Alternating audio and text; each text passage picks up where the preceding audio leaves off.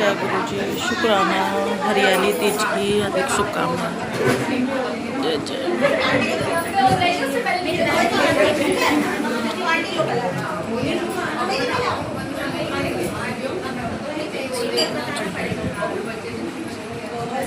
जी।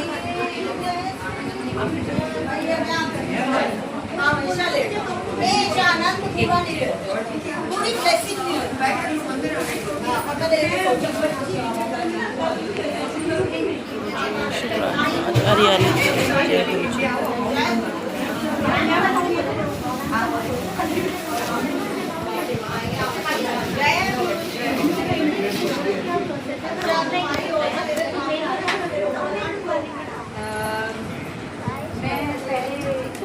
बताऊँ अगर तो मैंने अपना 10 साल का एक्सपीरियंस खत्म हो गया था, लगभग हो ही चुका था। और मैं अभी ईवाई में काम कर रही थी उनसे और मैं एज एन HR काम कर रही थी। लेकिन काफ़ी ले ऑफ्स वगैरह काफ़ी चीज़ें ना बैंडविड्थ के वगैरह देखकर कट ऑफ हो रहा था, कट डाउन हो रहा था कंपनी में।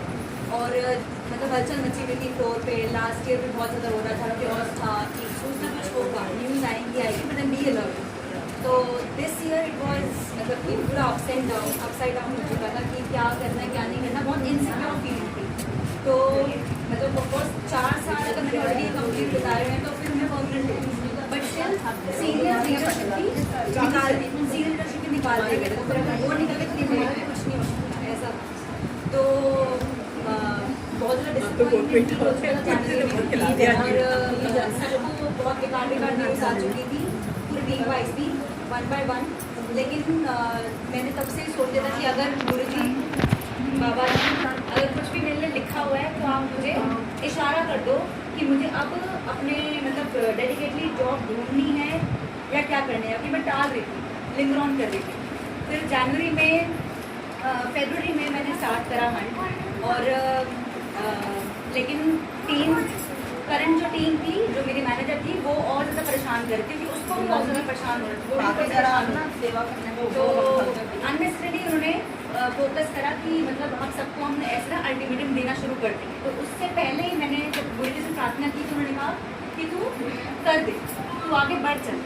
मतलब ऐसे इंटरनल वॉइस आई कि कर ले तू ऐसे। फिर मैंने बस बाबा जी का नाम लिया और अपना हंट करना शुरू कर दिया डे बाय डे। कुछ नहीं मिल रहा था, 3 महीने का नोटिस पीरियड था मेरा और कुछ नहीं मिल रहा था इतने साल का एक्सपीरियंस होने के बावजूद। और मैं खुद HR हूँ, फिर भी नहीं मिल रहा।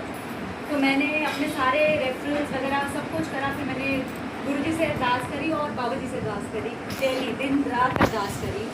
आप लगा लो कुछ नहीं था हाथ में, आखिरी वीक रह गया था नोटिस पीरियड का, वरना आर ना पार ऐसी सिचुएशन थी। लेकिन मुझे होप नहीं छोड़ी थी मैंने, और मुझे था कि कुछ ना कुछ तुम्हें सुनेंगे मेरे बाबा जी। और रात में ही प्रार्थना करके सोई थी। सुबह वीकेंड पे कोई फ़ोन आ गया, वीकेंड पे फ़ोन आया और बहुत अच्छी कंपनी का फ़ोन आया मुझे कि वहाँ से बात हो गई। फिर अगले दिन फ़ोन आया एक और कंपनी से, फिर अगले दिन फ़ोन आया एक और कंपनी से। 3 जगह से एक बार बैक टू बैक आते रहे और मैं इतना रोई, मेरे अपने आप ही आंसू आए, ऑटोमेटिकली आंसू आते गए। और फिर मैंने उस वक्त ही बाबा जी को बोल दिया कि आपने तो मेरी प्रार्थना सुन ली है, तो मैं आपको शुक्राना करने के लिए आऊँगी, गुरुद्वारे मत्था टेकने आती हूँ। 2 घंटे के बाद मेरी फ्रेंड मतलब मेरी जिम फ्रेंड सदानी थी, तो उसने मुझे मैसेज किया कि अपर्णा हेमकुंड साहिब चलोगे। 2 घंटे के बाद हेमकुंड साहिब चलोगे। मैंने सोचा भी नहीं था, मैंने उस वक्त ही शिवर हुई मैं एकदम। और मैंने बाबा जी से बोला कि आपने मुझे शुक्राना करने के इतनी दूर बुलाया, मैंने सोचा भी नहीं था। 15,200 feet above gurdwara, highest gurdwara of the world है, लेकिन मुझे इस चीज़ का नॉलेज ही नहीं थी। मैंने बस हाँ कर दी उसको। और फिर मैंने बाद में अपनी मम्मा से डिस्कस करा कि मैं जाऊँ या ना जाऊँ, क्या करूँ क्या ना करूँ। लेकिन मेरे मन में है पूरा कि मुझे शुक्राना करने जाना है, मैंने ऑलरेडी शुक्राना करने के बोल दिया। और फिर उसके बाद मैंने पहली बार लाइफ में गैप लिया अराउंड 15 डेज़ का। नहीं तो बैक टू बैक मेरा करियर था जो चल रहा था कंटिन्यूसली। मैंने गैप लिया, उस गैप में मैंने 2 धाम भी हो गए मेरे, मतलब हेमकुंड साहिब ऑफकोर्स यात्रा भी हुई, ट्रैक भी हुआ पूरा, और गुरुद्वारे भी सारे मत्था टेकती हुई आई, पौंटा साहब लास्ट में करती हुई आई। और फिर मैंने ज्वाइन भी करा 13 जुलाई के महीने में, 13 साल उसी दिन